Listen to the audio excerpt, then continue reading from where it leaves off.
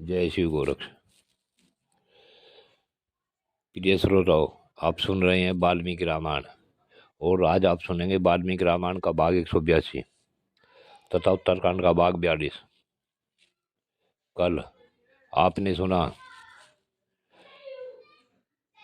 कि भगवान राम ने यज्ञ शुरू किया और उसमें सभी ऋषि मुनि इकट्ठे होकर वहाँ पधार गए। बड़े बड़े राजा भी उनके अश्वमेध यज्ञ में पधारे। अब इससे आगे की कथा इस भाग 182 में सुने।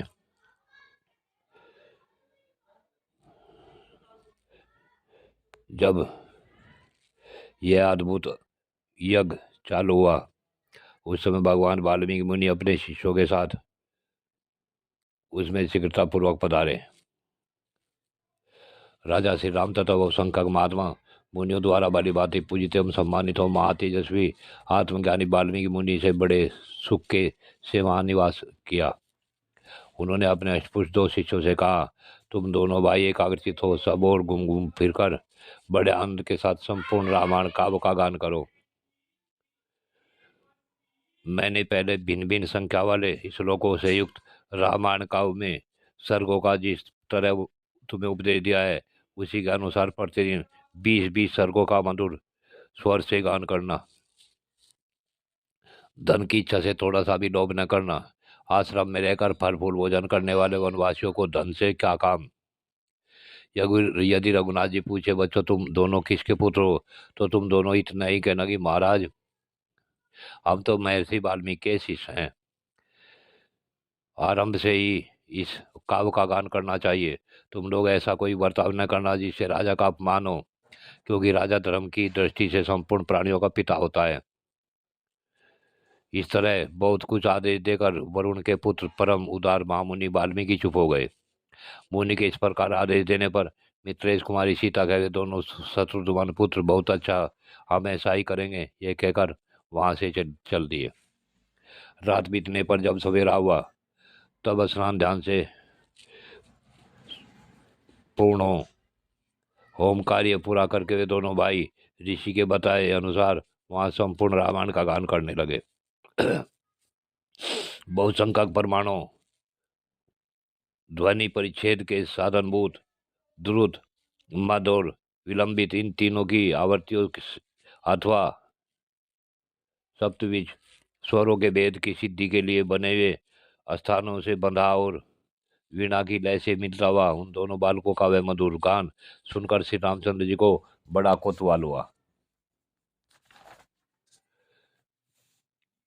सभासदों में श्रोताओं का हर्ष बढ़ाने वाली बातें होने लगी। उसी समय दोनों मुनि कुमारों ने गाना आरंभ किया। फिर तो मधुर संगीत का तार बंध गया। वहां अलौकिक गान था।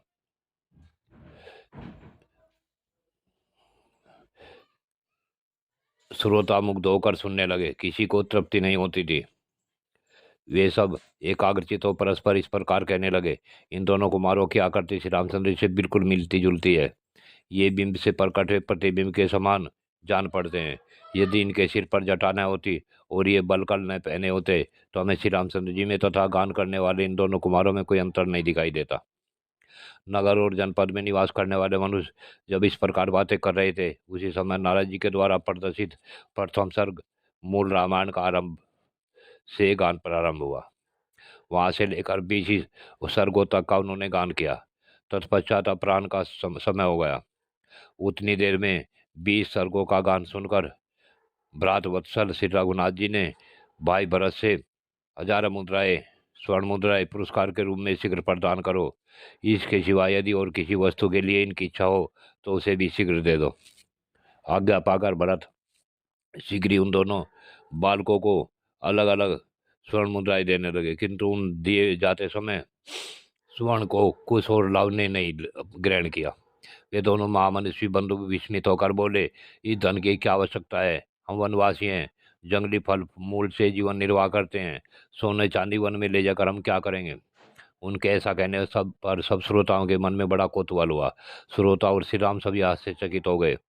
तब श्री रामचंद्र जी यह सुनने के लिए उत्सुक हुए कि इस काव्य की उपलब्धि कहाँ से हुई है। फिर उस महातेजस्वी रघुनाथ जी के दोनों मुनि कुमारों से पूछा, इस महाकाव्य की श्लोक संख्या कितनी है। इसके रचयिता महात्मा कवि का आवा आवास स्थान कौन सा है? इस महान काव्य के कर्ता कौन मुनीश्वर है और वे कहाँ हैं? इस प्रकार पूछते हुए श्री रघुनाथ जी ने वे दोनों मुनि कुमार बोले, महाराज, जिस काव्य के द्वारा आपके इस संपूर्ण चरित्र का प्रदर्शन कराया गया है, उसके रचयिता भगवान वाल्मीकि हैं और वे इस यज्ञ स्थल में ही पधारे हुए हैं। उन तपस्वी कवि के बनाए हुए इस महाकाव्य में 24,000 श्लोक तथा 100 उपाख्यान है। हे राजन, उन महात्मा ने आदि से लेकर अंत तक 500 सर्ग तथा 6 कांडों का निर्माण किया है। इसके सिवा उन्होंने उत्तरकांड की भी रचना की है। हमारे गुरु महर्षि वाल्मीकि ने ही उन सब का निर्माण किया है। उन्होंने आपके चरित्र को महाकाव्य का रूप दिया है। इसमें आपके जीवन तक की सारी बातें आ गई हैं। महर्षि नरेश, यदि आपने इसे सुनने का विचार किया हो तो यज्ञ कर्म के अवकाश मिलने पर इसके लिए निश्चित समय निकालिए और अपने भाइयों के साथ बैठकर इसे नियमित रूप से सुनिए। तब श्री रामचंद्र जी ने कहा, बहुत अच्छा, हम इस काव्य को सुनेंगे। तत्पश्चात श्री रघुनाथ जी की आज्ञा से दोनों भाई कुशोरलव प्रसन्नतापूर्वक उस स्थान पर गए जहाँ मुनिवर वाल्मीकि ठहरे हुए थे। श्री रामचंद्र जी भी महात्मा मुनियों और राजाओं के साथ उस मधुर संगीत को सुनकर क्रमशाला यज्ञ मंडप में चले गए। इस प्रकार प्रथम दिन कतिपय सर्गों से युक्त सुंदर स्वर एवं मधुर शब्दों से पूर्ण, ताल और लय से संपन्न तथा वीणा के लय की व्यंजना से युक्त वह काव्यगान जिसे कुश और लव ने गाया था, श्री राम ने सुना। इस प्रकार से रघुनाथ जी ऋषियों, राजाओं और वानरों के साथ कई दिनों तक यह उत्तम रामायण गान सुनते रहे। उस कथा में ही उन्हें यह मालूम हुआ कि कुश और लव दोनों कुमार सीता के ही सुपुत्र हैं।